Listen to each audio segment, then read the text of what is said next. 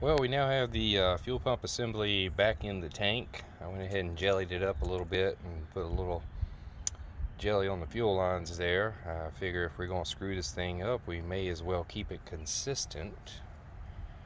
Let's see, well, ain't much to look at there. Just make sure everything's cleaned up nice before making all your connections again.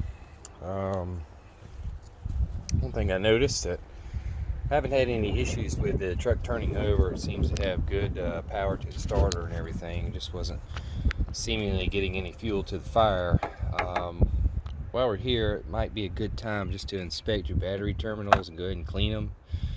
It has the appearance that this terminal is starting to go bad, but for our purposes today, we're just gonna brush them up a little bit, get them polished and shiny, get all this build up of the sulfuric acid there. Just kind of polish those terminals a little bit.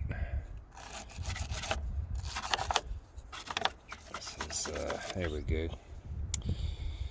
Yeah, we're just going to clean those up. We're going to connect it, and I will give y'all a video update when I go to turn the engine over and I'm disappointed.